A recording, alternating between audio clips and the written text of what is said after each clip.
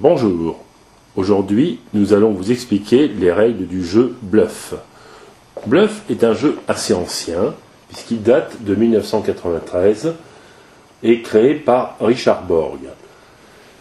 Plus tard, un autre jeu, s'appelant Perudo, est né et a séduit un certain nombre de joueurs, mais pas tout à fait les mêmes. À Perudo, il y avait différentes couleurs, des couleurs plus claires, plus agréables peut-être pour l'œil. En revanche, à Bluff, on pouvait y jouer à 6, et éventuellement, on peut même y jouer à davantage, en ajoutant des gobelets supplémentaires, une boîte supplémentaire, voire plusieurs boîtes supplémentaires.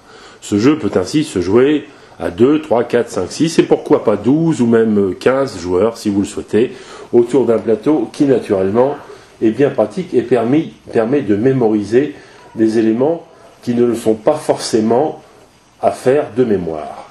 Ainsi, vous avez des dés en grande quantité. Moi, j'ai placé les miens dans une boîte bien pratique. Ces dés ont plusieurs niveaux. Nous voyons des dés de niveau 1, 2, 3, 4, ainsi qu'étoiles. Il n'y a pas de 6. Les règles sont éditées en allemand, mais également en français. Et ce plateau permet justement de ne pas avoir à trop mémoriser des éléments qui ne sont pas toujours faciles à se souvenir lorsque l'on est notamment à plusieurs joueurs. Chaque joueur prend un certain nombre de dés au départ. Nous en mettons 6 dans la règle, je crois que c'est indiqué ce chiffre. On peut en prendre 5, on peut en prendre 4, on peut en prendre plus, suivant le temps qu'il nous reste imparti, car c'est surtout un jeu d'ambiance que l'on va faire soit en début de soirée, soit en fin de soirée. Pour chacun d'entre nous, le but est de lancer des dés et de pousser les autres à commettre une erreur en avançant sur un plateau et en indiquant un chiffre de référence qu'il ne sera peut-être pas possible de fabriquer ou de concevoir avec la totalité des dés indiqués sur la table. À son tour de jeu, un joueur peut faire plusieurs choses. D'une part, il va d'abord prendre les dés, et comme vous le voyez sur cet exemple, il va les lancer. Ensuite, secrètement, il va les regarder. Qu'est-ce qu'il va voir ? Il va voir un certain nombre de dés. Là, je les ai reposés pour qu'ils ne se superposent pas. En l'occurrence, si on regarde ce tirage, il possède 2 étoiles, un 1, un 3, un 5 et un 2. Alors, sur l'échelle des valeurs, il pourrait très bien s'amuser à s'avancer, compte tenu qu'on ait 24 dés au total. Imaginons qu'on soit actuellement sur le chiffre de 7-4. Bien sûr, on est parti à 1. Eh bien, 7-4, quel est le choix possible ? Je peux très bien, en fonction de mon jeu, passer directement sur 4 étoiles. Dans ce cas-là, je retourne le dé rouge, je le mets sur 4 étoiles. Je peux aussi décider tout simplement de monter au-dessus et de dire 7-5.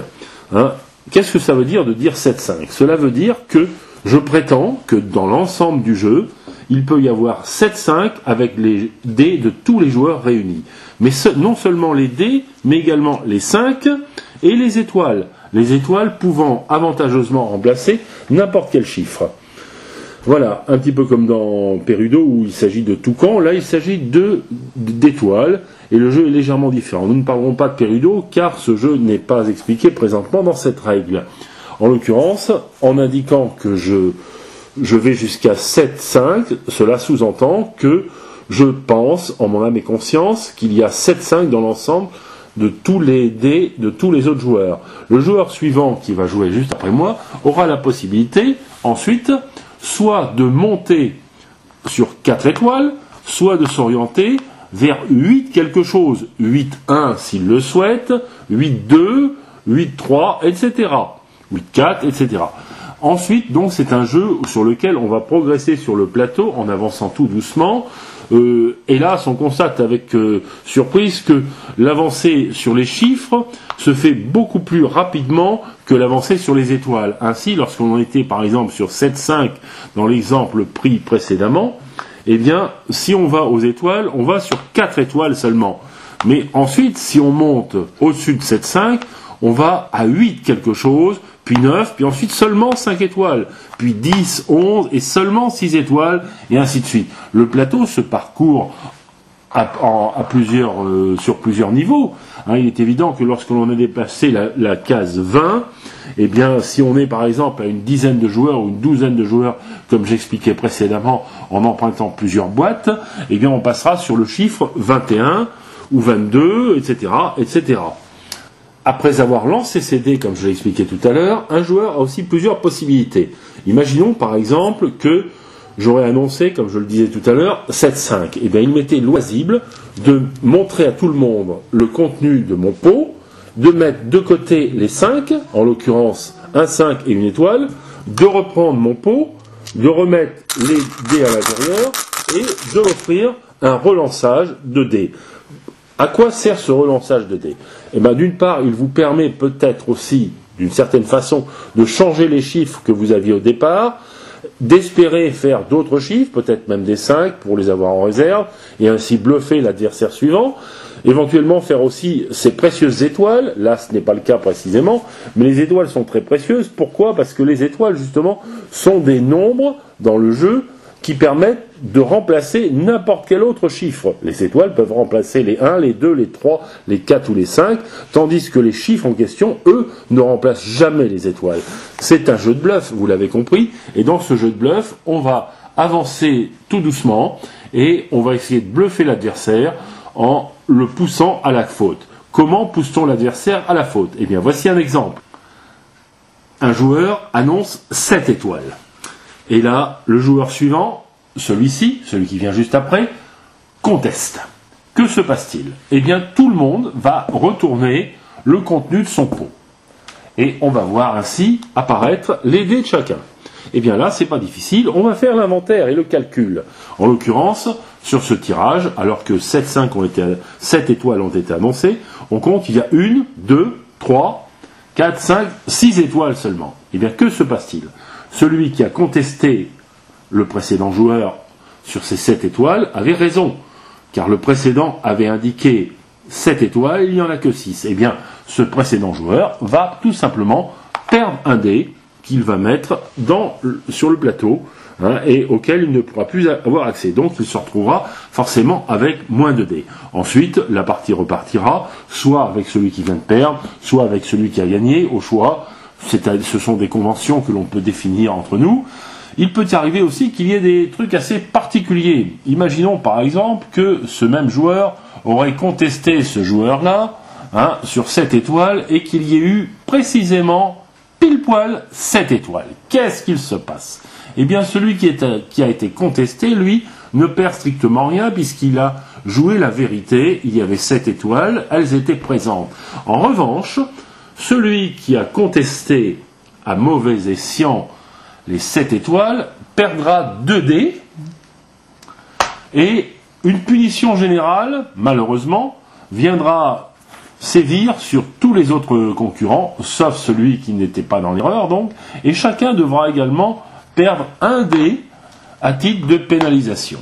Donc ça fait qu'en définitive, lorsqu'on tombe pile poil sur le chiffre en question, c'est très mauvais pour certains, parce que celui qui a contesté se voit retirer 2 dés de pénalité, et tous les autres joueurs qui ne sont absolument pas concernés par cette situation perdent également 1 dé. Inutile de vous dire que lorsque vous avez déjà perdu plusieurs dés au cours des tours précédents, et que vous vous retrouvez avec peu de dés, ou même plus qu'un seul, eh bien ce qui peut vous arriver de pire, c'est de perdre tout simplement la partie, et de ne plus pouvoir jouer.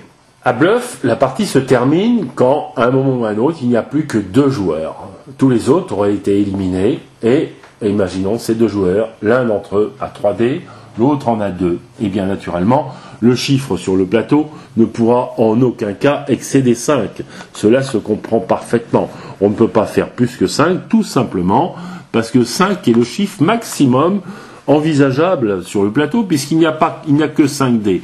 Donc on peut aligner des dés de 1 à 5, et chacun, au gré de son imagination, va pousser l'autre à l'erreur, en montant tout doucement, pour arriver peut-être à un moment ou à un autre au chiffre fatidique de 5-5, ce qui fait que si quelqu'un dit 5-5, forcément le joueur d'après contestera parce qu'il n'aura pas le choix. Mais il est fort rare que l'on puisse arriver à ce chiffre ultime, quand il n'y a plus que 5 dés en l'occurrence, parce que, bien sûr, entre-temps, il se sera passé peut-être d'autres épisodes qui vous auront fait perdre encore des dés, et que l'un d'entre eux aura peut-être plus qu'un dé, et l'autre plus que 2. Et à ce moment-là, eh bien, c'est celui qui aura réussi à éliminer le suivant en lui disant « tu bluffes », qui aura gagné la partie, et dans ce cas-là, qui se retrouvera seul en piste jusqu'à une nouvelle partie. Et encore une fois, j'explique ce jeu, la différence entre bluff et Perudo est que les gobelets sont différents. Certes, ils sont moins beaux, ils sont de couleur noire. En revanche, cet aspect noir et neutre permet aussi, comme je l'expliquais précédemment, d'ajouter plusieurs boîtes pour jouer autour d'un même plateau à très nombreux. Il nous est arrivé maintes et maintes fois de faire des parties jusqu'à 20 joueurs avec l'aide de plusieurs gobelets supplémentaires.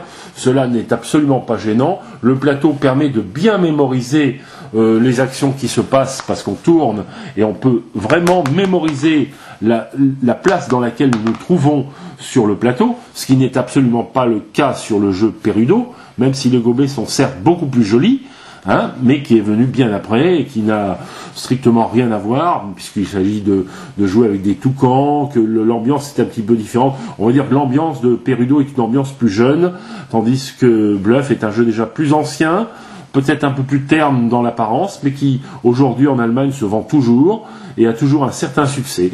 Voilà, écoutez, j'espère qu'après cette explication assez simple, vous aurez compris l'essentiel du jeu Bluff. Ainsi, Bluff fait-il partie de ces formidables petits jeux d'ambiance qui plaisent à moult joueurs pour des soirées très animées. On peut y jouer à plusieurs, comme je l'expliquais précédemment. C'est surtout le jeu des fins de soirée ou du début de soirée pour se mettre dans l'ambiance et chauffer la salle en quelque sorte avec les autres joueurs en vue de jeux plus intéressants. Voilà, écoutez, j'espère que cette vidéo vous aura plu. Et bien, à une prochaine vidéo pour une prochaine explication d'un autre jeu. Merci, à bientôt, au revoir.